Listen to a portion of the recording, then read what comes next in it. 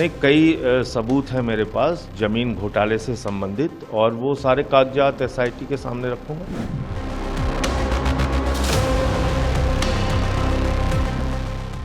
अब वो स्टेज आ गई है कि पुलिस में एफआईआर।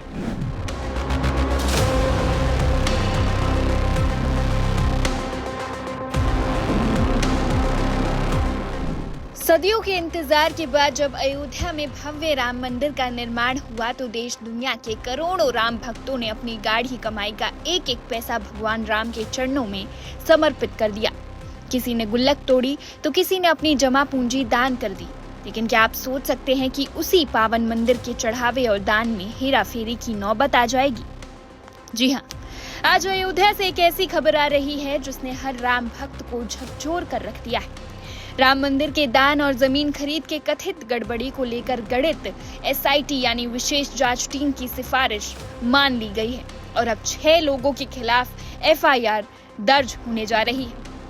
कहानी की शुरुआत होती है उस जांच से जो पिछले कुछ समय से गुपचुप तरीके से अयोध्या में चल रही थी। राम मंदिर के चढ़ावे में गड़बड़ी के आरोप तो लगे तो सरकार ने एसआईटी का गठन कर लिया और आज यानी 25 जून 2026 को इस मामले में सबसे बड़ा अपडेट आया है। प्रारंभिक जांच में सामने आया है कि राम मंदिर में काम करने वाले कुछ कर्मचारी और बाहरी लोगों ने मिलकर करीब 1 करोड़ रुपए से कम की राशि में बड़ी हेराफेरी की है। दान पेटी से लेकर बैंक खातों के प्रबंधन में चूक पाई गई है। इसी के आधार पर अब 6 लोगों पर सीधा मुकदमा दर्ज होने जा रहा है। इतना ही नहीं, इस बड़ी चूक के बाद राम जन्मभूमि तीर्थ क्षेत्र ट्रस्ट ने एक बहुत बड़ा फैसला लिया है। अब मंदिर के कामकाज को पारदर्शी बनाने के लिए एक सीईओ को नियुक्त किया जाएगा जो सरकार के किसी रिटायर्ड अधिकारी को ही बनाया जा सकता है ताकि आगे से एक पैसे का भी हिसाब इधर से उधर ना हो सके। अब इस कहानी में एंट्री होती है सियासत और बड़े आरोपों की। आम आदमी पार्टी के राज्यसभा सांसद संजय सिंह आज सुबह ठीक 11 बजे लखनऊ में एसआईटी के हेड कमिश्नर विजय विश्वास पंत के दफ्तर पहुंचे। उनके हाथों में दस्तावेजों का एक बहुत बड़ा पुलिंदा था। संजय सिंह का आरोप सिर्फ चढ़ावे की चोरी का नहीं है, बल्कि वो सीधे ट्रस्ट के महासचिव चंपत राय पर जमीन खरीद में करोड़ों के घोटाले का आरोप लगा रहे हैं। संजय सिंह का दावा है कि जो जमीन महज 50 लाख या 2 करोड़ की थी उसे ट्रस्ट ने 18 करोड़ में खरीदा है। 3 करोड़ की जमीन को 24 करोड़ में और 9 करोड़ की जमीन को 55 करोड़ में सीधे चंपत राय द्वारा ट्रस्ट के लिए खरीदा गया है। संजय सिंह का कहना है कि ये जनता के चंदे की खुली लूट है और इसके सारे सबूत उन्होंने एसआईटी को सौंप दिए। नहीं, कई सबूत हैं मेरे पास जमीन घोटाले से संबंधित, और वो सारे कागजात एसआईटी के सामने रखूंगा। सर, एसआईटी को लेकर के जो है विश्व हिंदू जो अंतर्राष्ट्रीय अध्यक्ष हैं उन्होंने भी एफआईआर की मांग की और दोषियों के खिलाफ कार्रवाई की मांग की, तो इसको किस तरीके से देखें? तो अब तक कार्रवाई क्यों नहीं हुई?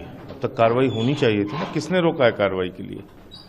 आपस में ही एक दूसरे से मांग कर रहे हैं। इस पूरे विवाद पर अब तक चुप रहने वाले विश्व हिंदू परिषद ने अभी अपनी चुप्पी तोड़ दी है और उनका रुख बेहद कड़ा है। वीएचपी के अध्यक्ष आलोक कुमार ने साफ साफ कहा है कि ये घटना बेहद दुर्भाग्यपूर्ण है। इससे दुनिया भर के हिंदुओं की आस्था को ठेस पहुंची है। ट्रस्ट का बचाव करने की कोई जरूरत नहीं है, ये गंभीर चूक है। आलोक कुमार ने मांग की है कि इस मामले को फास्ट ट्रैक कोर्ट में भेजा जाए और 4 महीने के भीतर दोषियों को जेल की सलाखों के पीछे डाला जाए, चाहे वो कितने भी बड़े पद पर क्यों ना। एक लॉजिकल स्टेप है।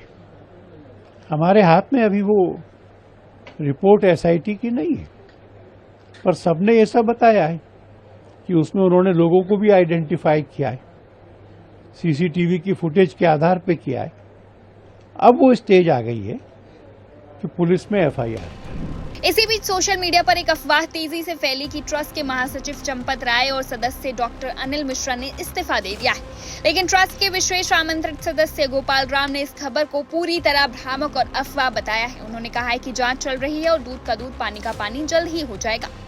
लेकिन इस मुद्दे पर उत्तर प्रदेश की सियासत पूरी तरह सुलग चुकी है। समाजवादी पार्टी के मुखिया और पूर्व मुख्यमंत्री अखिलेश यादव ने इसे महापाप करार दिया है। उन्होंने सीधे सरकार को घेरते हुए पूछा कि क्या एसआईटी का मतलब चोरी में हिस्सेदारी है। उन्होंने कहा कि ये सनातनी परंपराओं के साथ खिलवाड़ है। वहीं वीएचपी ने पलटवार करते हुए कहा कि जो लोग कभी राम भक्तों पर गोलियां चलवाते थे या राम को काल्पनिक बताते थे, वो आज 2027 के यूपी विधानसभा चुनाव को देखकर राजनीति कर रहे हैं। मामला अब देश के सबसे बड़ी अदालत यानी सुप्रीम कोर्ट तक भी पहुंच गया है, जहां इस पूरे घोटाले की जांच सीबीआई से कराने की याचिका डाली गई है, जिस पर सुप्रीम कोर्ट सोमवार को सुनवाई कर सकता है।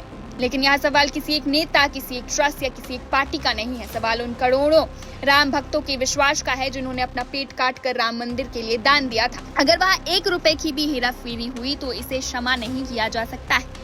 अब देखना यह है कि कल जब एसआईटी की टीम दोबारा अयोध्या आएगी तो इस जांच की आंच किन किन बड़े चेहरों तक पहुंचती है। क्या राम मंदिर को इस विवाद से मुक्ति मिलेगी या फिर ये मुद्दा आने वाले चुनावों की सबसे बड़ी सियासी लड़ाई बनने जा रहा है। इस महाविवाद की हर छोटी बड़ी अपडेट के लिए आप देखते रहिए वन इंडिया हिंदी।